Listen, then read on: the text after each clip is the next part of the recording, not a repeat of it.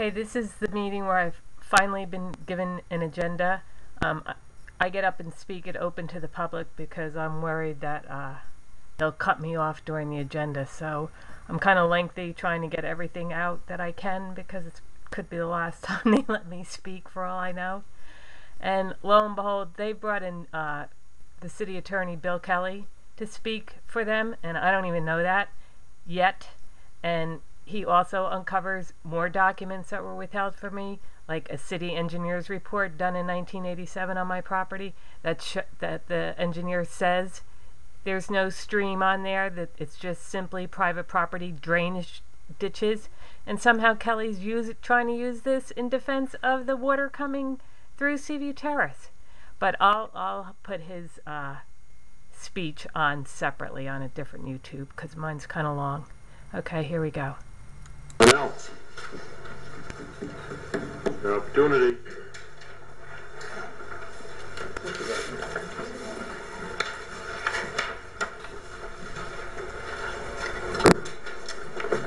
Lori Allen, Belfast. I wanted to give a little summary here for the public, what's been going on these past couple months. So, for the public, I am providing a summary. Wayne Marshall and Joe Slocum have refused any city liability in the flooding and erosion of Seaview Terrace, which is across from the Waldo County General Hospital. They use active nature and 100-year natural stream for their defense. They knew this was not true and used their power to withhold information and documents from me. They have made my life a living hell, and recently Mike Hurley has united with Slocum and Marshall to crush me. After my first spring thaw in 2010, that bone-dry stream became torrent-crashing, thunderous rapids sweeping away over 600 feet of my quarter-acre property. That's a mistake. It was actually 2011. I bought my house in June of 2010, and it was March of 2011 that the floods came tearing through. In April 2010, I went to City Hall and was told by Wayne Marshall that the city would not help me. I asked for the history and development of Seaview Terrace. I asked for the paths of stormwater that were channeled to my private property. The original 1965 plans were never disclosed. I discovered them on a surprise visit to the City Hall 8 months later, showing that the stream was man-made. Storm channel maps that Wayne showed me went missing. When I requested water channel maps, Joe Slocum tried to intimidate me with exorbitant fees to locate maps, wanting me to prove to him that I was a low-income single mom. And I am holding my own without public assistance. I followed the paths myself and made a map. The stormwater that the planning board has approved to flow through my small property without any city liability, right-of-ways, or easements is enormous and frightening.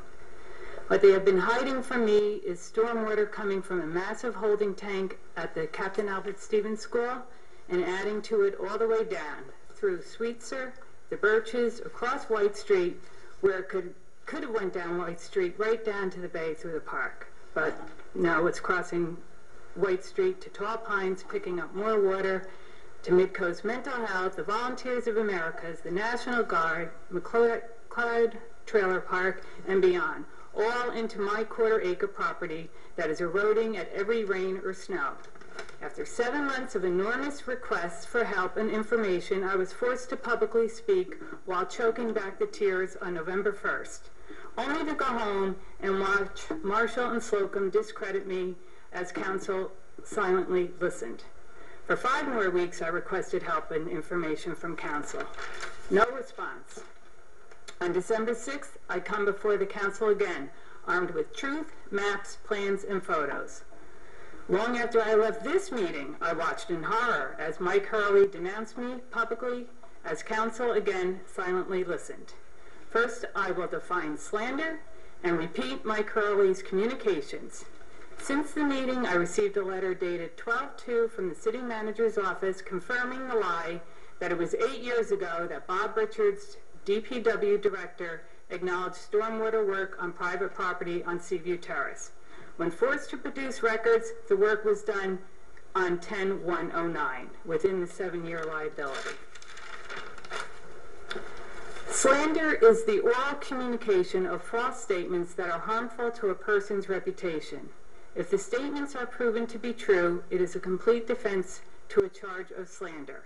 Oral opinions that don't contain statements of fact don't constitute slander. Slander is an act of communication that causes someone to be shamed, ridiculed, held in contempt, lowered in the estimation of the community, or to lose employment status or earnings or otherwise suffer a damaged reputation. Slander is a subcategory of defamation. I quote as closely as possible Mike Hurley's public rant against me at the 12/6 City Council meeting. I want to respond during a discussion about water. I came to the entire subject early on when we started getting copied here on everything, with a pretty open mind about it. Well, is there a problem here? What's the problem? I think that's what we do here quite often, is say, hey, what's the problem, and try and fix it. And if there's something we can do, I want to say I had an open mind to it, but having had the avalanche of emails that we received and what we heard tonight again, I just want to say that, if anybody thinks that the way to solve a problem is to insult people with things like Wayne's World, which I never said, ignorant, dysfunctional, shot to hell, deceiving, corruption, lies, cover-ups, bullied, I want to add one word: ridiculous. I've worked with all these guys, and I've been on the wrong side of government in the past, and I've been on the wrong side of government while I've been in government. And it's just ridiculous to listen to this stuff. I would not object to putting this on the agenda for us to talk about what we should do about it, if anything. But, to listen to these kind of character assassinations of people who could really be bothered to do these things to this woman, I'm really sorry. Nobody has any interest in doing any of these kinds of things that she keeps proclaiming. And it's unfortunate she takes it completely publicly, and tonight even. I kept waiting for her. What's the problem? And it's out of quote for me to say. I clearly stated in the beginning what the problem was, what I wanted done, and backed it up with facts. For that, how many times have I asked what I wanted done? And back to Mike. How would we address the problem? I think she's more interested in fighting, but I'm willing to talk about it and look at it, and maybe, there's something we can do. I don't know. But anyway, I feel like Wayne and Joe in particular have been an absolute piñata, and I appreciate them being restrained. I am sure I can tell from everything that the landowner is absolutely feels put upon by the water that runs in the stream in through her yard. I think maybe there's a way to solve this, but constantly insulting the people you're trying to talk with, at least it's never worked for me at home. And that's the end of that one. And I just want to say this is the third time a city official has publicly discredited me at a city council meeting while I was at home watching this live and horrified. Wayne Marshall, Joe Slocum, and Mike Hurley discredited me, and not one member objected. However, many times council has objected for the defense of others when discredited. This is an alert that I will not stand by and be dishonored by you. Every day is a new day to make things right. I would welcome full repairs. Hearing Wayne say that at construction of these sites that are flooding us, residents were not concerned with who would be in these buildings. No, they're only concerned with stormwater. And apparently Wayne and Joe, the city planner and manager, seems to have given the same response and concern that they have given me. Nothing but lip service and an escape to the next economic development and demise to the resident. I need a drink, excuse me. What follows is further scolding communications and attempts to divert responsibility from Mike Hurley. I find his thought and resolution process are mimics of Wayne Marshall and Joe Slocum. I approve them to be unreliable, yet in the face of facts and documents, they continue to deceive. I will read these for public awareness and the need for immediate public action if the city fails to correct its negligence and abuse to residents. Dated December 10th from Mike. Hi, Lori. What you have called my denouncing of you is a misinterpretation. I am denouncing your attitude and your language. You have repeatedly used insulting language that is unacceptable to me. You throw around words like bullying, Wayne's World, corrupt, liars, etc., etc., etc. I do not agree with you in these use of these words, regardless of whatever your problem may be regarding the stream that crosses your property. You do not have a right to verbally attack and abuse people and go unchallenged for using the language you choose to repeatedly use. So, in my words, your choice of language is rude and ridiculous. You have a problem with your stream where it crosses your property. If you want to talk about the problem, fine. But I will not just stand by while you repeatedly attack people who are trying to do their job. We will probably have a public discussion on city responsibility for stormwater. Best, Mike Hurley.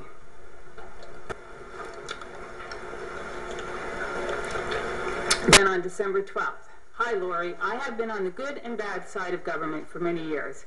I believe I have a pretty good knowledge of how government acts and responds to citizens such as yourself. I first came into government, ran for office to change how people were treated by their government. When you are speaking in public, that is your time to speak. It's not a debate. If communications had come after you spoke, I would have said exactly what I said later in communications. I stand by my comments. I have championed many people who felt they were getting a bad deal from local or state government. I and the rest of us in city government, including Wayne Marshall and Joe Slocum, actually do this because we like serving the public. If you don't like hearing from and helping people to the best of our ability, there isn't much else in the job. But often we also have to tell people that we can't help them, and no one likes to hear that. If no one told you there was a stream on your property, how is that a city concern? If, as you think, you were misled by a realtor, how is that a concern of the city? There is a realtor review board, and lawyers are always ready to take a case. As far as the stream that may or may not have been moved back almost 50 years ago, do you want us to take action based on that possibility? How would you feel if you were perfectly happy in your home and we came along and said, 50 years ago they moved the stream and you need to move it back? I think that any reasonable person would say 50 years ago is no longer anyone's responsibility. At this point, whatever is on the ground is what it is. You make a number of points that essentially hinge on, number one, that we have moved water that used to not flow through your stream on your property, and number two, that development approved by the city of Belfast has sped water downstream that used to not flow at the same speed or volume. I have looked at the maps available at City Hall, and I don't agree with your point number one. When I look at the water retention that was designed and built by the various projects, they do not appear to be failing or unable to hold back the water. I have looked at the stream, and I have a differing view than yours, and what should be done about it, if anything. There may be more rain, but that is another office higher than mine. My point about communication is that you have repeatedly used language that is destructive to problem solving. Sometimes you have to choose between fighting and problem solving. From my experience, the use of language like Wayne's World, corruption, lies, cover-ups, bullying, ignorance, shot to hell, dysfunctional, and deceiving among them create an atmosphere that is not conducive to problem solving. I reject all those descriptions and terms.